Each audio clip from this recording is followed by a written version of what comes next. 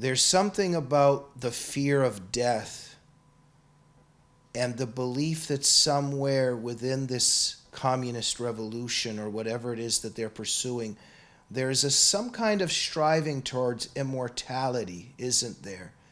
Ultimately, ultimately the socialist longing and impulse, it's to get back to Eden, but without God, and somewhere to overcome death, right?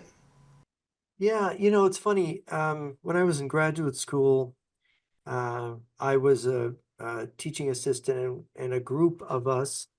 There were three other graduate students. There were four of us. It was Introduction to Political Analysis, and the three of them, they were all Marxists. I was not.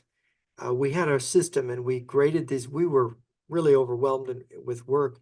We graded these things, and then we went out for pizza and a beer, and they wanted to take the party to this lady's house, and I was the designated driver, so I was the sober one, and I got to hear them as they were drinking, and I heard the most extraordinary things.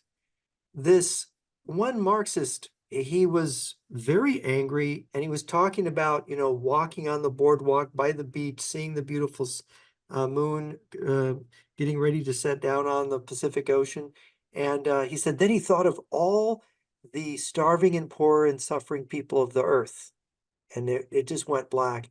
And then he thought, his next thought was, nobody's going to remember me in 100 years, which goes directly to your point. He thought of his own death. He didn't believe in God. He thought it was all for nothing if nobody's going to remember him in 100 years, right? Because he thinks of his own mortality, and he is just desperate to become God through this belief of his and to achieve some kind of immortality. Mm. And it was very clear to me. I mean, not immediately. I had to think about it for a while, and what I'd heard from the other ones. I heard similar things from all of them. There is a kind of, when you have this nihilist point of view, you can't find any meaning in anything. You don't have any spiritual reference point. So that makes you um, that makes it puts too much weight on your life here, your physical life. Mm.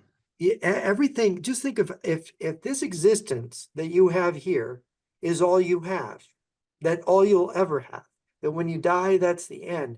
Think about how much weight you're placing on that. That Mm. that's that for you is the all important only thing. And so how do you compensate for that feeling of insignificance and that feeling of meaninglessness?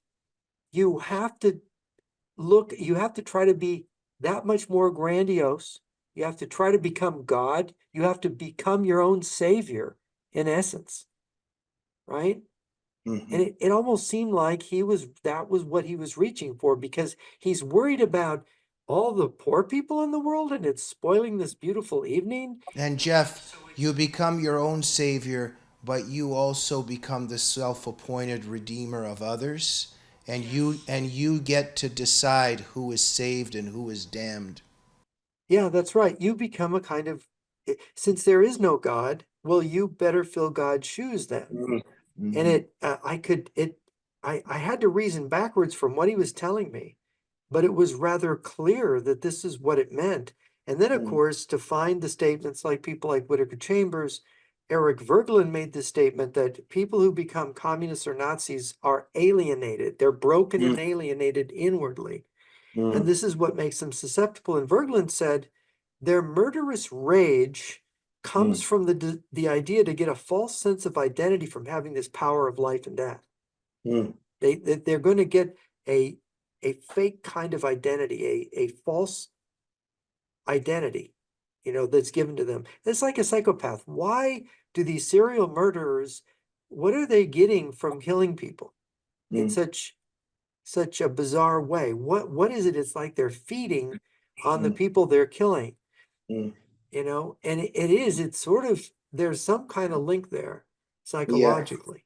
And there's a mutated carbon copy of Jesus's blood redeeming us, but in their formula, because Mao always wrote about how important it is to kill millions of Chinese people, it's the blood of humans that redeems the earth for them. There has to be blood. Hmm.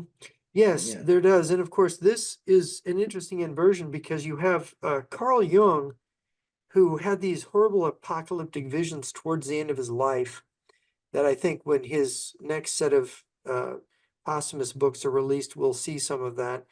He wrote a book called Aeon, in which he was struggling with um, these dreams, and he looks at the apocalypse. He looks at the book um, he talks about Jonah and Leviathan and Behemoth, and he said something. He said Antichrist is real.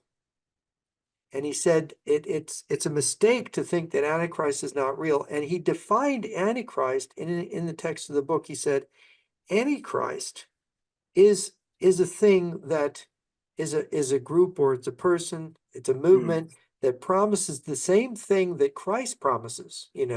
The millennial reign, the lion will lie down with the lamb, there'll be peace on earth, there'll be plenty, you know, except that he delivers the exact opposite. Right. And of course, what you just described was Christ redeems the world, but they really damn the world to communists. And the blood is not the blood of the Savior, but the blood of the person who's trying to destroy the world. Yeah. They're disinfecting the world with human blood to build their paradise, which, of course, as we know, becomes hell.